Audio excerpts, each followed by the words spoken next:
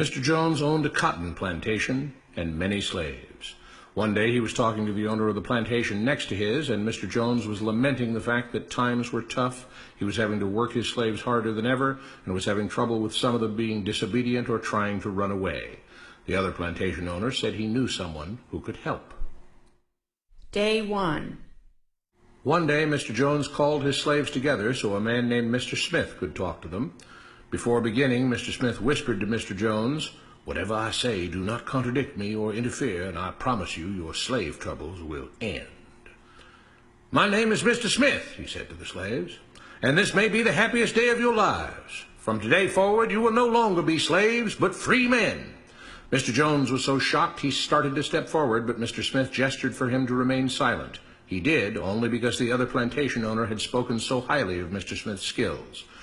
"You are no longer the property of Mr. Jones," Mr. Smith continued. "You are free.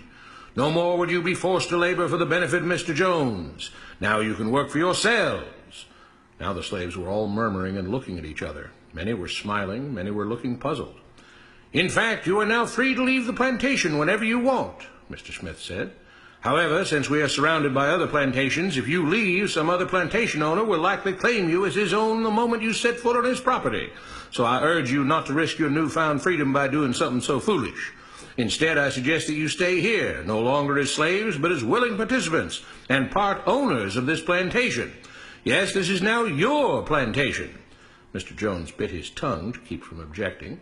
"For now, we might as well leave Mr. Jones in charge," said Mr. Smith, "since he is the only one with any experience at running a plantation, which is quite a complicated thing to manage. But he will no longer be your master, but just another worker on the plantation. In fact, he will now be using his organizational and management skills to serve you.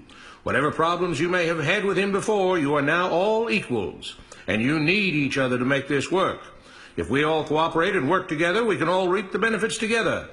In honor of this happy occasion, I present you this new symbol of togetherness and cooperation, this flag, which shall be the emblem of the new, free Jones plantation." He held up the new flag, but most of those listening were still too amazed to respond. "And this shall be our motto," Mr. Smith announced. "We work together as free men for our mutual benefit, pledging our allegiance to the Jones plantation, which stands for prosperity, liberty, and justice for all. To celebrate, everyone has the rest of the day off. Enjoy your freedom, do as you please, and be back here tomorrow morning, bright and early, so that we may begin work on this great and noble new endeavor as equal free men." Finally convinced that Mr. Smith was serious, the former slaves applauded and cheered. Day 2. "We all want this plantation to do well," Mr. Smith said at the beginning of the next meeting, "so we can all share in the benefits. We all know that it takes a lot of effort to make a cotton plantation work. Just because you're all free doesn't mean you can stop working. In fact, since you're now working for yourselves, I expect you to work even harder than ever before, but now with pride and joy, knowing that you're working for yourselves. Of course, there still have to be rules. If everyone just does whatever he wants, the plantation won't produce anything. This experiment will fail, and we'll all starve. You should be thankful that Mr. Jones has agreed to stay on to lend his knowledge and skills to this endeavor, and I trust you will all do your own part to make this work. Several of you have been chosen to act as project supervisors to manage different aspects of the operation, to make sure everyone is doing his assigned job, to make sure that the rules are followed, and so on. The rest of you may head out to the fields to start your first day of work as free men." Day 3. The next morning, Mr. Smith had a grim expression on his face as the daily meeting began. "I have an unpleasant duty to do today," he said. "Yesterday, Charles was caught keeping some of the cotton he picked, presumably to sell for his own personal profit. That is against the rules. That is stealing. For that, Charles must be punished." Two men tied Charles to the whipping post. "I take no joy in this," Mr. Smith continued, "but you must understand, if we do not maintain order, if we do not have rules that we all abide by, then the plantation will fail, and we will all suffer." The whip cracked against Charles' back. "But if we all pitch in for the common good, then we can all prosper. Being free doesn't mean you should be selfish and greedy. We must each do our assigned duties and obey the rules, and then we can all benefit, and each of you will receive your appropriate share of the profits." A young man named Samuel stepped forward. "But if you and Mr. Jones decide the rules and whip us if we disobey, how is that any different from what we had before?" "How can you say that?" Mr. Smith asked. "I'm shocked. You were a slave before, and now you're free. Things still need to be managed and organized by those best qualified to do so. Do you know how to run a plantation, Samuel?" "Well, no," he answered. "But if we're free, why do we get no say in what the rules are and how things work?" "I'm surprised at your ingratitude," Mr. Smith answered. "None of you know how a plantation is run, so you're in no position to be making decisions about how things are done here. You don't seem to appreciate all the things that Mr. Jones provides for you, from protecting you from all the outside threats you know nothing about, those who would come here, capture and enslave you, if not for Mr. Jones' protection, to making sure that you all have food and housing, tools to work with, that you're cared for when sick and injured, and so on. There wouldn't be a plantation at all, no cotton to pick, no land to plant and harvest, if not for him. You should be grateful that he's made possible the level of comfort you now have. Your lives would be far worse if not for him. Nevertheless, as free and equal participants in this endeavor, from now on at each meeting, any worker may have 2 minutes to ask questions or voice suggestions or complaints." With that, the workers all seemed satisfied and headed out again to the fields to pick the cotton. Day 4. "I have a big announcement," Mr. Smith said as the daily meeting began. "Mr. Jones' cousin is here, and not just to visit and see how our project is coming along. It has been decided that from now on you will be deciding who will manage the plantation. Of course, this job can't be done by just anyone, but every 3 months we will have a special meeting at which all the workers will vote on whether we think Mr. Jones should run the plantation or whether we think his cousin, Mr. Johnson, should run the plantation. That means that ultimately you are in charge, because you will be deciding which man you want running things on your behalf. If you don't like the way things are being managed, you now have the power to change it." Amazed and pleased, the workers headed out again to the fields to pick the cotton. Days passed, months passed, a year passed, and the plantation continued to operate as before. Sometimes Mr. Jones was in charge, sometimes Mr. Johnson was in charge, but the day-to-day routine stayed exactly the same. The workers worked hard, long hours every day, and still had little to show for it. Every day the meeting would begin with them all reciting the Jones Plantation motto: "We work together as free men for our mutual benefit, pledging our allegiance to the Jones Plantation, which stands for prosperity, liberty, and justice for all."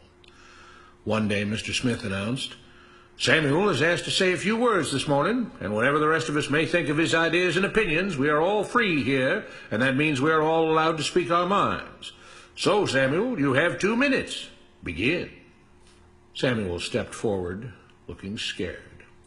"I was excited when all this started," he began, glancing nervously at Mr. Smith and Mr. Jones.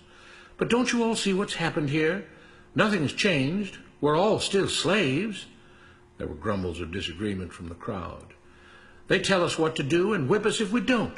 They still make all the rules and punish us if we disobey. They let us make suggestions and complain about things, but they never really change anything. They let us choose between Mr. Jones and Mr. Johnson, but what's the difference? The situation stays the same. We do all of the work and they take as much as they want and decide how much they'll let us keep. They live in luxury, made rich by the cotton we pick. We do all the work and have to build our own huts, grow our own food, and take care of ourselves. They leave us just enough that we don't revolt or run away. This is not freedom. We're all still slaves. They've only changed the words they use, but nothing else has changed. They say we're all free and equal, but we're not. They command and we obey. That's not freedom. That's not equality. They say we're free to leave, but all that means is that we're free to be someone else's slave. Why should we work or obey the rules? We didn't agree to this. They made the system. They forced it on us. They control and rob us and call it freedom. They've deceived you into thinking that being able to choose which slave master you'll work for is the same as being free. It's not. Open your eyes. If you keep what you produce, they call it stealing. When they take what you produce, they call it sharing and fair distribution. Can't you see that this is all? Your time is up, Samuel," Mr. Smith announced calmly.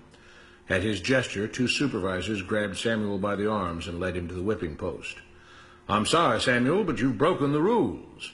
There are rules against encouraging others not to work and encouraging others to break the rules. You're only hurting all of us with your discontentment and your complaining and your disobedience." The whip fell and Samuel let out a grunt. "Without rules, without order, all would be lost. Without law, there would be chaos. We can't just behave as wild animals, each doing whatever he pleases. We must all follow the plan and all do our duty for the betterment of everyone, and those who do not must be punished. The whip fell again, and blood flowed freely from Samuel's back. Samuel, it is you who are stealing from the others. When you don't do your assigned work, you are making more work for others. When you disobey the rules, it is you who are endangering the future of everyone else here. You are the thief. You are the criminal. You are the one trying to destroy the arrangement that keeps us all safe and prosperous. At every lash of the whip, the other workers cheered louder and louder, some yelling curses at Samuel. Being spoiled and selfish, you complain about everything, talking as if you're oppressed. But you are the one ruining things. You are the one keeping us from being all we could be. It is your greed and your rebelliousness that is hurting all of us. They all play by the rules, Mr. Smith said, gesturing at the others. What makes you think that you don't have to? You think you're above the law? There were loud yells of agreement as the whip fell again. We must maintain order, Mr. Smith proclaimed, to make this plantation great, to make it so that we can all be happy and prosperous. To have the society we want, there have to be rules.